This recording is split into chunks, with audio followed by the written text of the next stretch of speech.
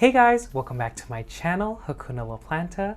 My name is Kevin, and today we're gonna look at some Hoya blooms. I don't know if y'all feel this way, but when I get a Hoya to bloom, I feel very accomplished. And so I was looking around at my collection, and there's actually a few that are in bloom. So I just thought we'd take a look at them, and I'll just talk a little bit about, when I got them, the care I provide them, and there are two that are blooming for the very first time. Ooh, I'm so excited for those ones. Okay, so let's start with one of my oldest Hoyas. I probably got this Hoya 2 years ago, and it is the Hoya Obscura. This plant is now a beast. When I first got her, I put her into LECA, and in my opinion, it is a relatively easy Hoya to grow. I've only grown mine in LECA, and she is wild, y'all. She's under the table here. There's a grow light, and this is a west-facing window.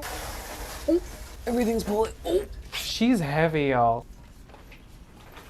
Guys, this is the Hoya Obscura. Now, I talked in a previous video that I needed to propagate this plant and just, kind of start from the beginning, but she started pushing out all these peduncles, and funny enough, there's only one that's in bloom. Look at these. So these just opened, but they haven't completely opened. Look how cute. I always think they have like this amazing, I want to say butterscotch, marshmallow kind of scent. When we look at the rest of the plant also, there's literally just blooms just ready to go. Look at all that. So here's a picture of the yellow flower. So that's what the one in bloom looks like right now. But here's another picture. That is red. What I've seen is if these parts of the plant are under grow light or really receiving a lot of light, they turn red. So I don't know if that's a fact, but that's just what I've noticed. There's so many ready to go. Like that's one.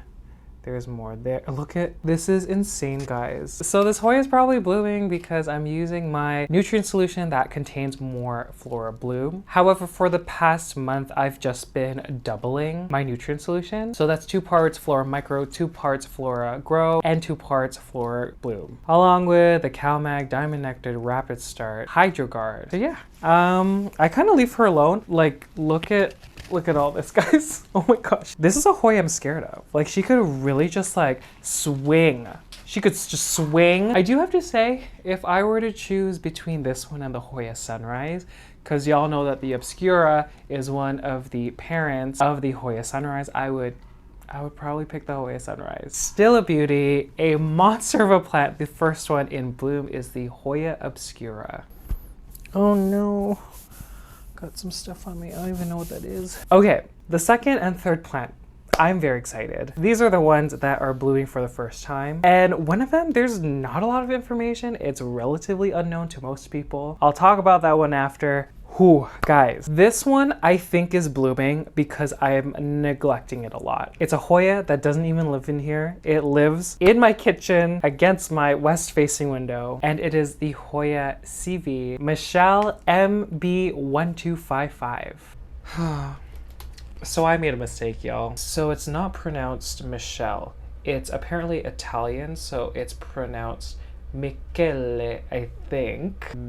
And I'm pretty sure this plant was named after the plant taxonomist Michele Roda. Who knows if I'm saying the last name correctly. And he's also the author of the book A Guide to Hoyas of Borneo, which is a well-known Hoya book. So yeah, Michele. You know when people talk about plants or Hoyas blooming because they feel like they're gonna die, so they just kind of do a last resort, let's try to reproduce kind of situation? That's what I think this one's doing. I'm not sure, but it looks like it. Either way, very pleased to see these flowers because they're so pretty. And it's actually one that smells really good. I got this plant in the winter and I had her against my west-facing window, and I got this from Crystal Star Nursery.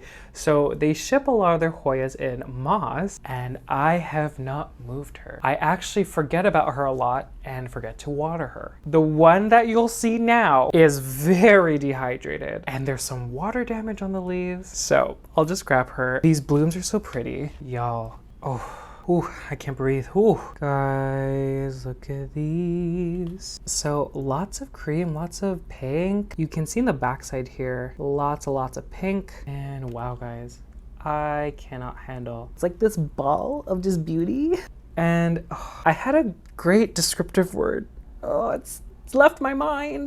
It's bringing me back to a time in my life, and I don't know when it is. But it's a very light, perfumey, but pleasant, like not overpowering at all.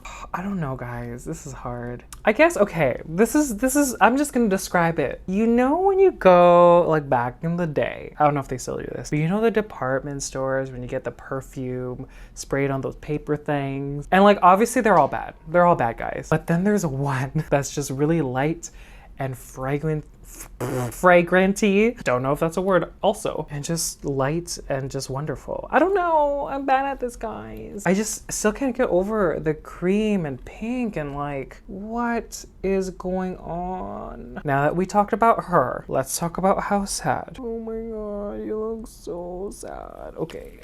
Look at this. So a little bit of sun stress. These dots are a result of me drying it out too much. Like I said, she's in moss, and do you hear the crispinesses? Not only with Hoyas, but I do see this a lot with thicker leaved Hoyas.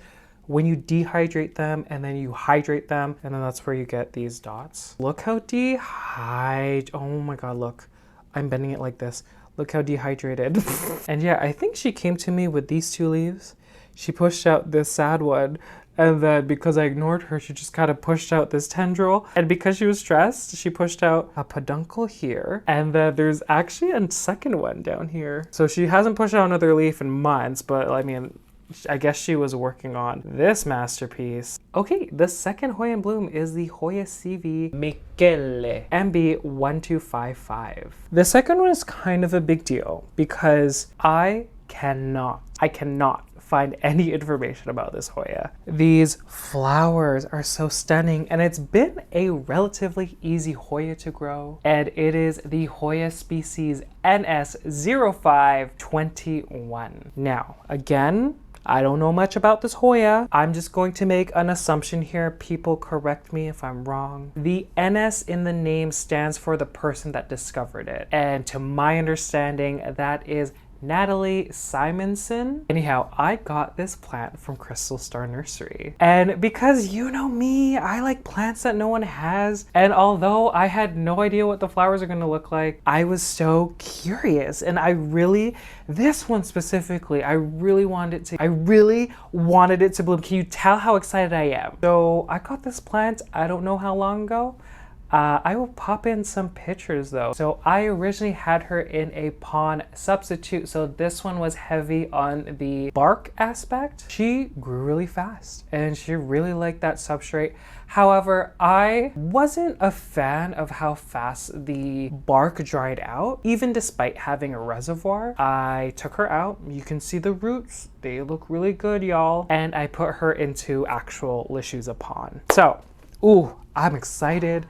She's a beauty. She's like really big, guys. So this is the plant. Y'all can see the flowers. But yeah, we could talk about the foliage. So shiny, glossy foliage. They're pretty oval shape. So a pretty generic leaf shape. Not super thin, but not the thickest. And I don't know. I honestly think, and some people might say that this Hoya looks boring, but when it grows out, look at this, guys. So because there weren't a lot of pictures, I was so excited, and these flowers are so much bigger than I thought they would be. And I can't even tell if it's like maroon or orange. I really can't handle this. I might be overreacting, I know. I don't know, they're like big star use. Guys, these are also very fuzzy. I don't even know if you can see. Usually can't even zoom in. You see how fuzzy? Like, let me feel. They're so fuzzy, but like in a very delicate, soft way. These first bloomed on the weekend and it is now Tuesday, so I think this is day 4. I don't know when they're gonna fall. Let's start off with if it's strong. It's not a strong scent. I would say more sweet than perfumey. Oh, I don't know, guys. Please let me know if y'all are excited. Okay, so again, she's in Lechuza pon. She is in a self-watering planter. You can see that she's extra dry. Wow, she's so pretty. Super exciting. Am I crazy? I'm so excited. Yeah, I really have no words. She's so pretty. And again, bigger than I thought. If any of y'all know, you know the origins, if you own this and have, you know, different experiences. The third plant is the Hoya species NS05-021. Wow, it's getting dark, guys. Okay, the fourth one is a Hoya that is just going wild. It pushed out a bunch of peduncles and they're all kind of blooming at the same time. It is the Hoya Hanhiae Yellow. I'm really sad because my Hanhiae Pink was in bloom, but then the flowers dropped and I was supposed to show her today. Ooh, my memory card is almost full. Hold on, hold on. Okay, we're back. So let me grab her. So she is up against my south facing window with a grow light. God, I'm gonna have to unplug things. I hope I don't get electrocuted, y'all. Oh, wow, there's actually, wow, sorry. Okay, the Hoya Hanhiae yellow flowers. Okay, there's really only like one that's fully open right now. There were a couple more, but they bloomed earlier. Pink centers with the yellow petals, and these are very, very fragrant. Like, it is a very flowery, perfumey smell. I don't know. I love these flowers. You know what? This one is in the process of opening up. You could see that there's some there. There's some that are closed there. There's one down here that's starting to open, I think. Just over here under this leaf. There's one over here that's kind of done, and there's one back here that's just opening. In LECA, so I'm using that same nutrient solution, so double the FloraMicro, Grow, and Bloom. She gets about 16 hours of the Sunblaster LED Grow light right over here. Foliage. Did you see that, guys? Oh, it's happening. I'm like shaking. Oh my God, look at all the old flowers. Lots of roots, guys. Look at that. Future Kevin, zoom in. Look at those juicy roots. Anyhow, the fourth plant is the Hoya Hanhiae Yellow. Okay, let's do one that, you know, I'm not in love with how the foliage looks, but these flowers, and I think I mentioned, because these ones are pretty peachy orange. I always saw the ones with the bright red flowers, and so I was very surprised to see these ones come out. Anyhow, these blooms don't last long, so I'm very happy that, you know, this one is here to say hello. Oh my God, double trouble. Wow, this is lucky, guys. But here's the Hoya. She's on two bamboo trellises. So the Ilagiorum has these long glossy leaves. Wow, look at that bright orange. Are you kidding me? With the pink centers? Guys, come on. Ooh, there's a little bit of spice to that one. So that was the one I was talking about, but there's another one up here. Look at her, look at this beauty. Oh geez, wow, wow, wow. So stunning. Legit, I'm not even kidding. The first thing that came to mind is like going into like a convenience store that had candy, but also spices. I don't know. It's reminding me of my childhood for some reason. It smells like that, a convenience store with spices and candy. You know, again, these are pretty fragile, so there's actually another one there. Look at that, guys. She's ready. I mean, the long leaves look appealing when they're cascading and there's a lot of it. And another plant, I was like, you know, no one talks about the Ilagiorum at all. Let's get it. Let's get it to bloom, because I really, at the time, really liked the bright red blooms. The orange ones, I don't know, so delicate. I don't know, I like her a lot. Okay, so the fifth one is the Hoya Ilagiorum. Okay, the last one is one that I recommend. This Hoya is one of the easiest to get to bloom, and it is the Hoya Multiflora. Mine is specifically the SV406, and these flowers are like shooting stars. Okay, let me show you. So this is what I was talking about. Like, it has a deeper, ooh, it has like a deeper orangey, yellowy, like detailing. This probably bloomed like a week or two ago and they're still here. This one bloomed probably 3 weeks ago. So I think she's getting ready to, ooh, I just broke something. How fun these look. These look really fun. It's not big, but I kind of like the size. I was planning to propagate it because I wanted like a fuller, bigger plant eventually. So I think I might do that soon. So this is another one where the roots are sitting in the reservoir. I've never noticed a smell.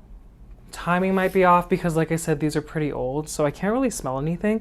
But like when you would walk into a room, it wouldn't be distinct. Like you wouldn't smell anything. You wouldn't even notice that these were in bloom. And super easy. I really ignore this one.